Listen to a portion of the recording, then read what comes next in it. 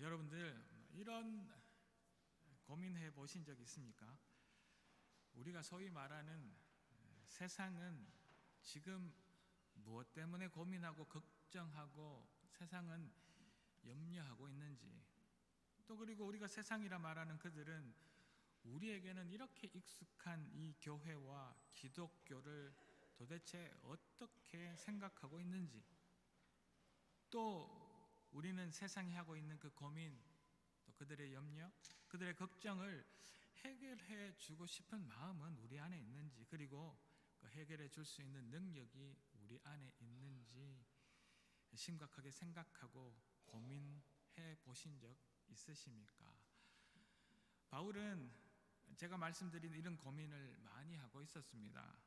그는 자신이 이곳 저곳을 돌아다니면서 복음을 전하고 그가 세운 교회와 그 지역의 사람들에게 정말 관심이 많았고, 또 어떻게 하면 자신이 말하는 그 복음, 그 그리스도를 잘 전할 수 있을까 고민하고 또 고민했습니다.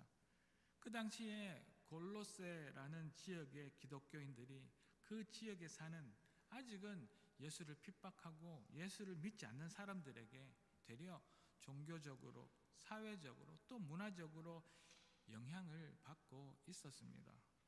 그곳 골로새 사람들은 자신들이 살면서 만나는 자연재해나 또 생사화복이나 갑자기 만나는 질병이나 집안의 문제들, 이 모두가 그 어떤 큰 영적 권세자들이 주관하고 있다고 그들은 생각하고 있었습니다. 그런 그들에게 골로새 교인들이 오히려 영향을 주는 것이 아니라 좋지 못한 영향들을 받고 있었던 것을 이 바울이 본 것입니다. 지금의 우리들의 상황과 아주 비슷합니다. 우리는 진리이신 말씀을 듣고 배우고 잘 알고 있지만 오히려 세상의 가치관이나 세상이 가진 철학, 학문, 그리고 요즘 유행하는 이 문화를 동경하며 우리는 그 영향을 받으며 살아가고 있죠. 물론 우리가 사는 세상과 동떨어지고 전혀 상관없이 살아갈 수는 없습니다. 그 세상의 논리와 학문을 완전히 무시하거나 배제하여서 우리 교회만 따로 살아갈 수도 없겠지요. 그러나 우리가 지금 어디에 있는지, 무엇이 진짜 진리인지, 그리고 우리가 전하려는 것이 도대체 무엇인지 우리는 분명히 알고 있어야 합니다. 이것이 교회인지, 내가 교회를 다니는 성도인지 구분이 되지 않는 그런 종교적이고 또 문화적 혼합주의에 빠지지 말아야 할 것입니다. 바울이 말하는 것이 이것입니다. 사람들이 여행을 다니며 무역을 하며 이 도시 저 도시를 돌아다니면서 철학, 사상, 관습, 종교까지 서로 나누고 또 자기들이 배운 것을 가르치고 전파하며 서로 뒤섞여 혼합주의에 이것을 본 바울은 힘들어하고 고민하고 있었던 것입니다. 당연히 교회 안에는 물질주의가 판을 치고 도덕적으로는 해이하고 책임이 없는 무책임과 또 타락에 빠진 세상을 닮아가는 그런 교회를 그는 본 것입니다. 지금의 우리의 모습과 너무나 흡사하지요. 인터넷의 발달로 이제 그 나라의 고유한 문화나 전통은 없어져 가고 있습니다. 여행이 자유롭고 교통수단이 발달하여서 이제 세상 어디에 있어도 내가 가지고 싶고 내가 보고 싶고 내가 하고 싶은 것은 어디에서라도 할 수 있는 그런 시대를 우리는 살아가고 있습니다.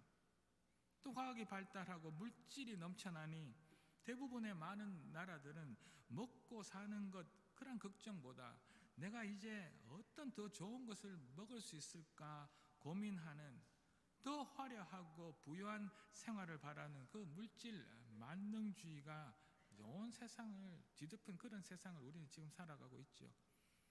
이런 시대에서 우리 교회는 점점 더 그리스도만이 진리인 것을, 하나님이 이 세상의 주인이시고 하나님께서 이 모든 것을 만드시고 지금도 다스리고 계시다는 것을 전하는, 그것이 힘든 그런 세상이라는 말씀입니다. 아니, 전하고 알리는 것보다 우리조차도 그 세상의 풍조, 세상의 것을 부러워하여서 정작 우리가 가진 말씀을 우리 다음 세대에 이 교회의 성도들이 서로 제대로 전하고 가르치지 못하고 있다는 이야기죠. 교회가 교회다워져서 교회가 세상을 따라가는 것이 아니라 세상을 바꿀 힘이 있어야 합니다. 교인이 하나님을 믿어 내가 먼저 바뀌고 그 변화가 세상 사람들에게 도전과 울림이 되어야 합니다.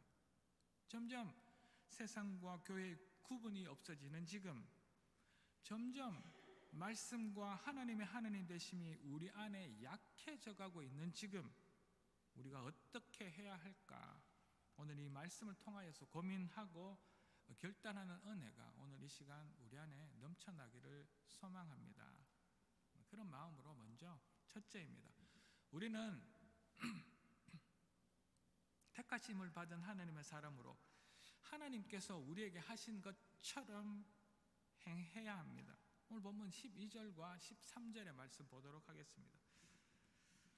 그러므로 너희는 하나님이 택하사 거룩하고 사랑받은 것 자처럼 긍휼과 자비와 겸손과 온유와 오래 참음을 옷 입고 누가 누구에게 불만이 있거든 서로 용납하여 피차 용서하되 주께서 너희를 용서하신 것 같이 너희도 그리하여라.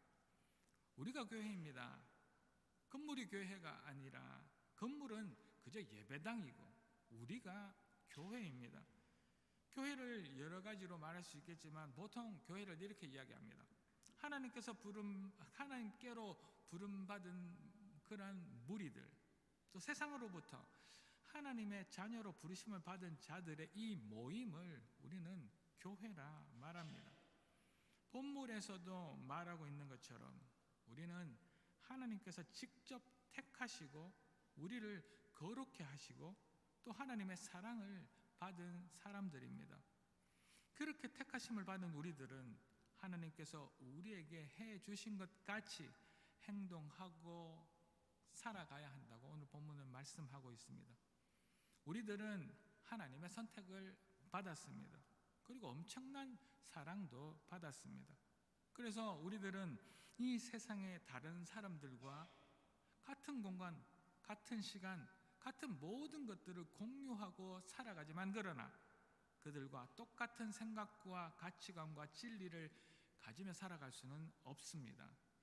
우리는 우리를 택하시고 우리를 사랑하신 하나님께서 우리에게 하신 것처럼 우리도 이 세상을 살아가야 합니다. 라고 오늘 본문 말씀은 우리에게 말씀하고 있는 것입니다. 우리 안에 하나님의 성품, 예수 그리스도의 인격이 우리의 옛사람, 세상의 것을 벗어버리고 우리 안에 대신 자리 잡아가야 한다고 말씀하고 있는 것이지요. 우리가 닮아가야 할 성품과 덕목과 은혜를 자세히 한번 보십시오. 그 속에는 세상이 중요하게 생각하는 효율성, 세상이 그렇게 이야기하는 합리적, 똑똑함, 겉면, 성실 이런 덕목은 하나도 찾아볼 수 없습니다.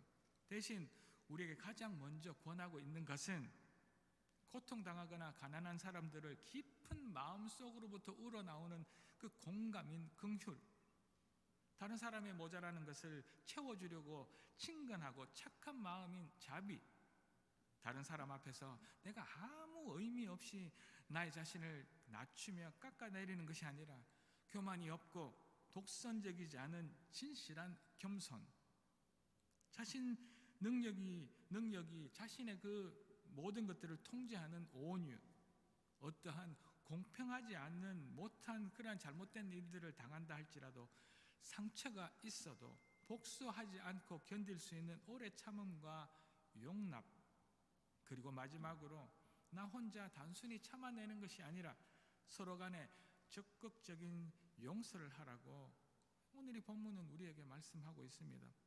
다시 자세히 보면 이 긍휼이라는 것이 자비가 겸손과 온유가 오래 참으며 용납하고 용서한다는 것은 지혜롭고 합리적이고 똑똑하고 이기는 성공을 위한 이 세상에서는 없는 이야기들입니다.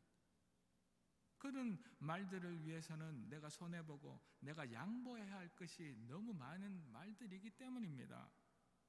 받는 것에 익숙한 이기적인 세상은 이런 남을 배려하는 말을 하기 힘들고 하기 싫어하기 때문입니다. 그런데 이런 것들은 우리가 이미 받은 것들입니다.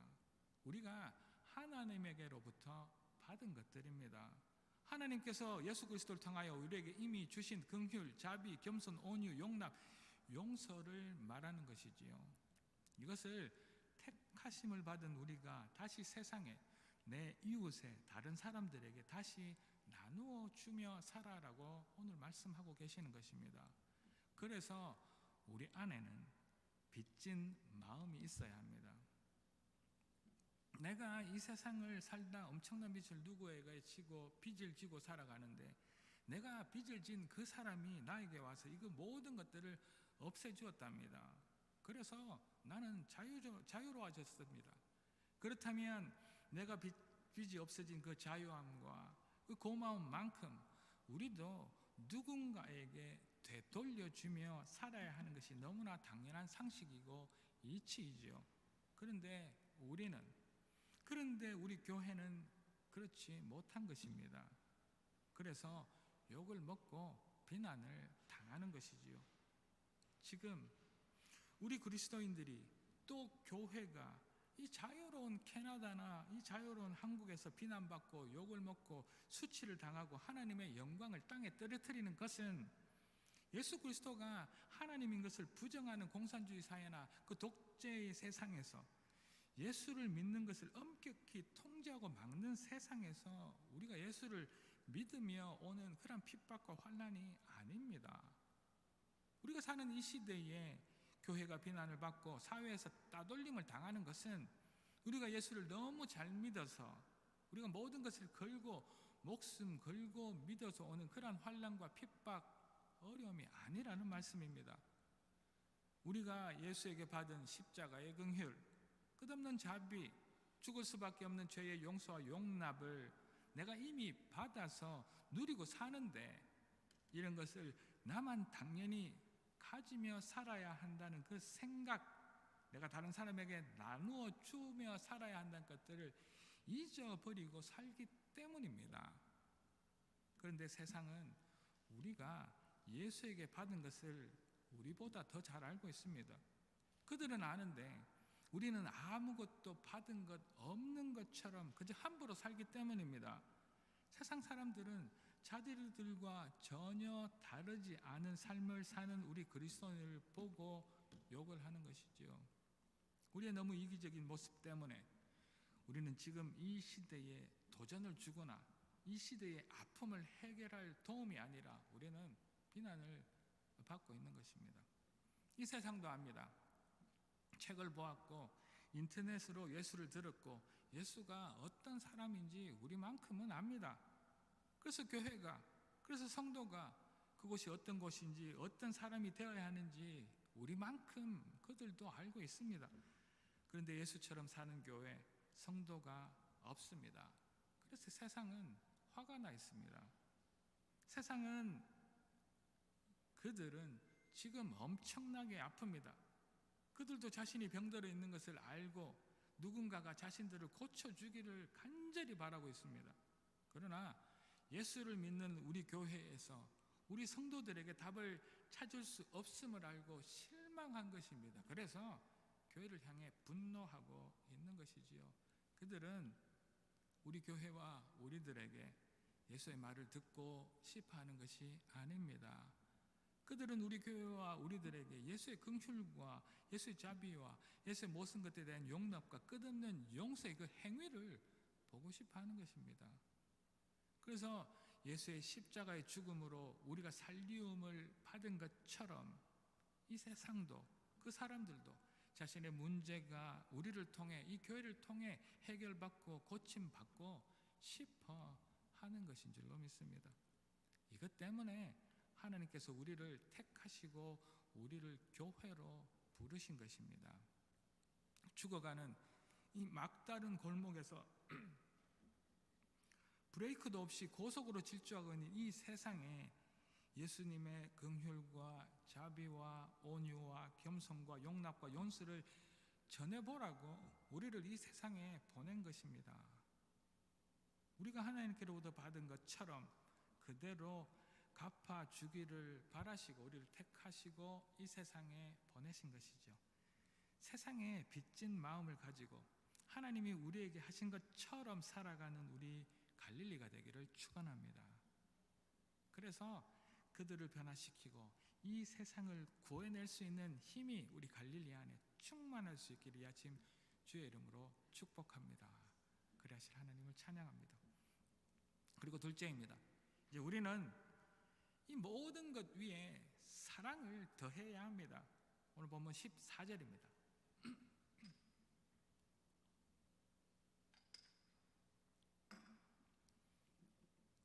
이 모든 것 위에 사랑을 더하라. 이는 온전하게 매는 띠니라. 우리 하나님께 부르심을 받은 우리들은 앞서 말씀드린 것처럼 긍휼도 자비도 겸손도 온유도 용납과 용서를 나누며 세상을 살아가야 합니다. 그렇지만 그 모든 것 위에 사랑을 더해야 한다고 말씀하고 있습니다. 이 모든 것들을, 이 많은 은사들을, 이 많은 하나님이 주신 것들을 하나로 묶는 것이 사랑이라고 말씀하십니다. 우리 기독교를 말할 때 우리도 또 세상도 우리 기독교를 사랑의 종교라고 말합니다. 우리가 가진 그 어떤 것보다 더 위에, 우리가 가진 그 어떤 것보다 핵심적이고 중요한 것이 사랑이기 때문입니다. 사도 바울이 고린도 전서에서 사랑을 어떻게 이야기하고 있는지 제가 한번 읽어드리겠습니다. 한번 보시겠습니까? 너희는 더욱 더 큰 은사를 사모하라. 내가 또한 가장 좋은 글을 너희에게 보이리라. 내가 사람의 방언과 천사의 말을 할지라도 사랑이 없으면 소리나는 구리와 울리는 꽹과리가 되고, 내가 예언하는 능력이 있어 모든 비밀과 모든 지식을 알고 또 산을 옮길 만한 모든 믿음이 있을지라도 사랑이 없으면 내가 아무것도 아니요, 내가 내게 있는 모든 것으로 구제하고 또 내 몸을 불사르게 내줄지라도 사랑이 없으면 내게 아무 유익이 없느니라. 아멘. 너무나 잘 아는 고린도전서 13장 또 12장 마지막과 13장의 사랑장에 나오는 말씀입니다. 바울은 먼저 교회는 그리스도의 몸이고 우리 한 사람은 그 몸의 지체로 말하고 있습니다. 그리고 그 몸 안에서 사람들은 그 은사를 가지고 그 역할을 다 한다고 말씀하지요. 예언도, 가르침도, 병 고치는 능력과 방언의 은사도 있지만 우리는 더 큰 은사, 선물을 구해야 한다고 말씀하고 있습니다. 그것이 사랑이라 말합니다.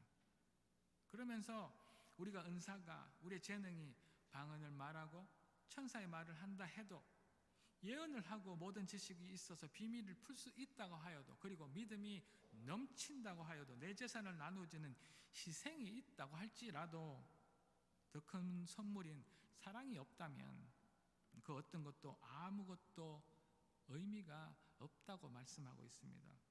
우리에게 주신 그 어떤 재능도, 우리에게 주신 그 어떤 능력도 사랑이 없으면 아무 소용이 없고 그 아름다운 재능이 하나로 깨어질 수 없다는 이야기입니다.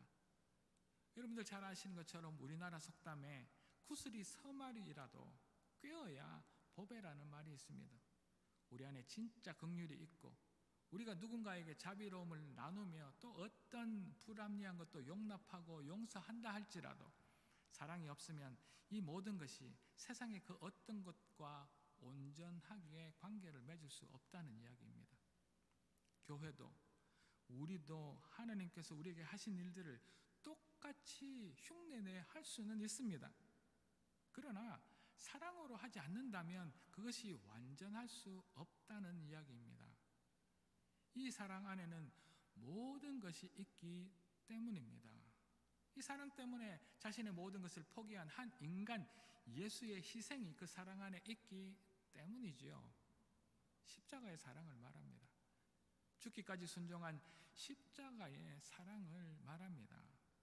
이 세상이 말하는 조금 하다가 마는 희생, 이 세상이 말하는 내가 하는 데까지 해보는 순종, 이 세상이 말하는 내가 이해되고 상식선에서의 그 합리적인 그런 포기가 아니라 나의 모든 것들을 내어놓는 희생, 목숨까지 내어놓는 순종, 내 삶을 드리는 모든 것들을 포기하는 그 사랑이 있어야 우리가 결단한 긍휼과 자비와 용납과 피차간의 용서가 힘을 얻고 완전해진다는 말씀입니다. 어느 책에서 사랑을 이렇게 표현했습니다. 여러분들 포스트잇 무엇인지 아십니까? 메모장으로 뗐다 붙였다 할 수 있는 이 포스트잇. 요즘 사랑은 포스트잇 같은 사랑이다. 잘 붙기는 하는데 금방 떨어져 버리는 사랑이다. 이런 쉽게 붙고 또 쉽게 떨어지는 그런 사랑이 아니라 우리의 모든 것을 하나로 묶어내는 강력한 사랑을 하나님께서는 교회인 우리들에게 원하고 하라고 명령하고 계시는 것이죠. 그 기대치가 너무 높아 좌절되기도 합니다. 하나님의 사랑은 이 모든 것을 듣고도 남을 하나로 묶는 사랑인 줄 압니다. 그렇지만 너무나 힘들고 좌절되기도 합니다. 우리의 은사를 하나로 묶어 완전하게 할, 세상을 변하게 할 힘이 우리를 힘들게 하지만 이 사랑 안에 있음을 아는 우리가 되기를 주의 이름으로 축복합니다. 쉽게 변해버리는 사랑이 아니라 십자가에서 죽기까지 희생과 순종과 포기하신 예수님의 사랑을 실천해보는 우리가 되기를 축원합니다. 어렵지만 복음을 어려워하고 진리가 무엇인지 알려고 하지 않는 이 세상에 완전한 사랑을 내어줄 수 있기를, 아니 우리가 그것들을 도전해보는 우리가 되기를 축원합니다. 예배가 무엇인지 모르는 세상에서 교회에 대한 잘못된 시선과 오해와 편견을 가진 그들에게 예수 십자가의 사랑을 가지고 고통당하는 가난한 사람들을 깊은 마음으로 공감하는 긍휼을, 다른 사람의 모자란 것을 채워주고 친근하게 배려하는 그 자비를, 교만이 없고 독성되지 않은 겸손과 온유와 오래 참과 용납과 서로 간에 나 혼자만이 아니라 단순히 참는 것이 아니라 적극적인 그 용서를 나눌 수 있는 진짜 교회가 우리 갈릴리가 되기를 이 아침 주의 이름으로 축복합니다. 우리 안에 진실한 사랑이 전해짐으로 세상의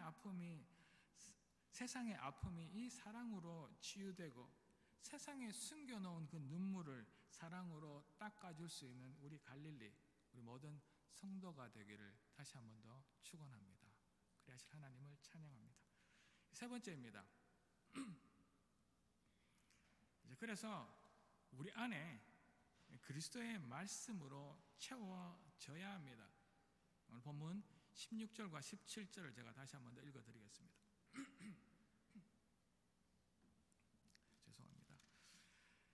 그리스도의 말씀이 너희 속에 풍성히 거하여서 모든 지혜로 피차 가르치며 권면하고 시와 찬송과 신령한 노래를 부르며 감사하는 마음으로 하나님을 찬양하고 또 무엇을 하든지 말에나 일에나 다 주 예수의 이름으로 하고 그를 힘입어 하나님 아버지께 감사하라. 아멘. 택하심을 받은 사람은 이제 그리스도의 말씀으로 그 삶을 풍성하게 채우라고 말씀하고 있습니다. 빈 소래가 요란하다라는 말씀을 잘 아시지요? 우리는 그리스도의 말씀으로 우리의 삶을 꽉꽉 채워 나가야 합니다. 우리 안에 말씀이 채워져 있지 않으니 교회가, 성도가 욕을 먹고 세상에서 시끄러운 소리를 내는 것입니다. 우리 안에 말씀이 채워져 있지 않으니 우리가 생각하고 입을 열어 말할 때마다 내 생각, 내 위주의 말, 나의 견해, 나의 경험만 이야기하는 것이지요. 우리 안에 그리스도의 말씀이 채워져 있지 않으니 세상이 우리의 입을 통해 듣기 원하는 제대로 된 예수의 이야기, 세상을 변화시킬 그들이 기대할 수 있는 그런 말들을 해줄 수 있는 능력이 없는 것입니다. 택하심을 입은 사람은 당연히 하나님의 것, 예수 그리스도의 말씀을 채워 나가야 합니다. 우리 안에 무엇을 담는가가 중요합니다. 우리가 그리스도인이라 하며 우리 속에 세상의 이야기, 세상의 생각과 이치와 세상이 원하고 바라는 성공, 세상이 즐기는 것들을 먹고 마시는 그런 이야기들로 가득 채우기 때문에 우리가 사람들과 섞여 있어도 우리가 그리스도인인지 우리가 교회인지 알 수가 없습니다. 구분이 안 됩니다. 그래서 오히려 무시당합니다. 그리스도의 말씀으로 가득 채우면 진리의 말씀, 은혜의 말씀, 사랑의 말씀이 저절로 우리 몸속으로, 우리 몸 밖으로 배출되고 나오게 되어 있는 것입니다.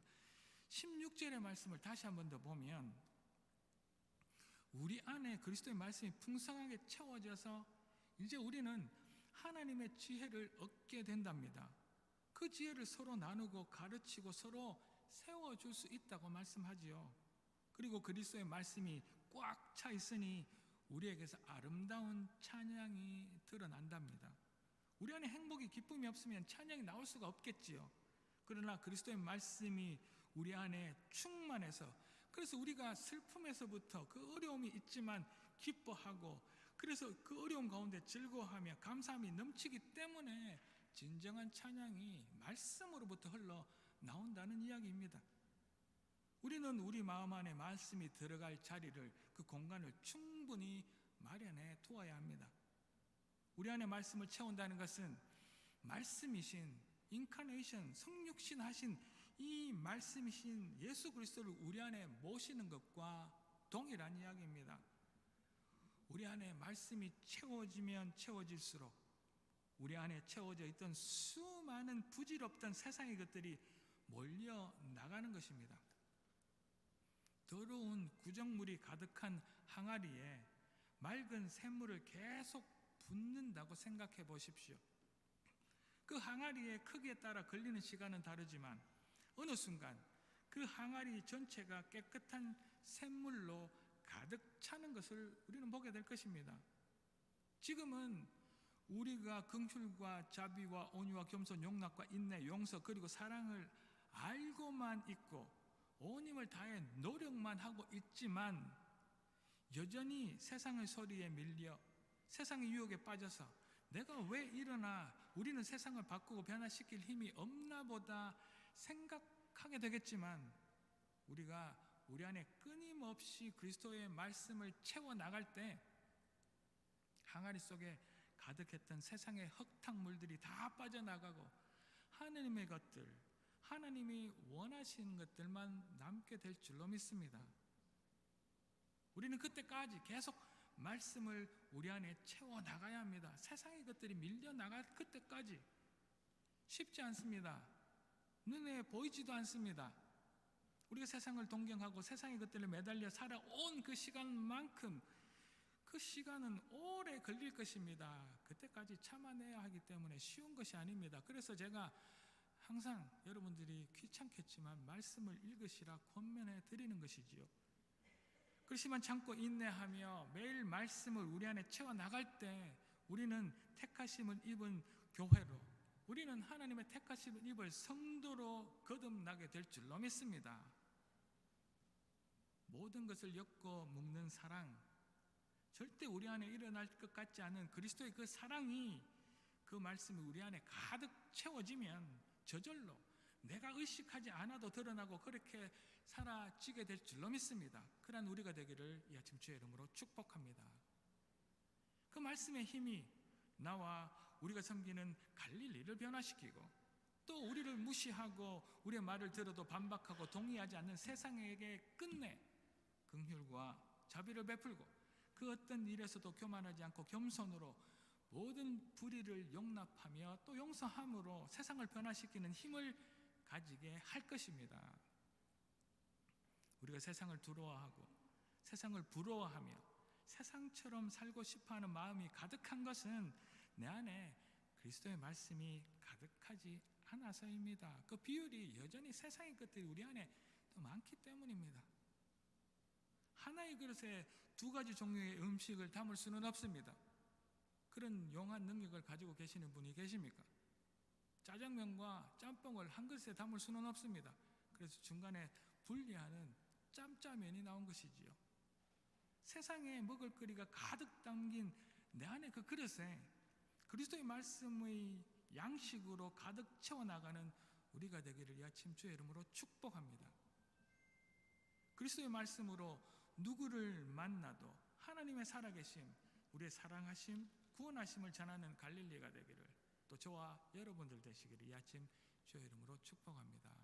사랑하는 갈릴리 가족 여러분, 우리는 하나님께서 택하신, 우리를 부르신 교회입니다. 그래서 우리는 하나님께 이미 거룩의 선물과 사랑의 선물을 받은 복된 성도들입니다. 교회입니다. 이제 우리는 세상을 위해 하나님께 받은 그 수많은 은혜와 축복을 빚진 마음으로 세상에 되돌려주는 하나님과 같은 행위를 해야 합니다. 더 불쌍히 여기고 더 낮아져서 그 어떤 불의와 어려움도 참고 용납함으로 하나님께서 우리 안에 이루신 그 사랑을 나누어 주어야 합니다. 세상이 정말 아프다 합니다.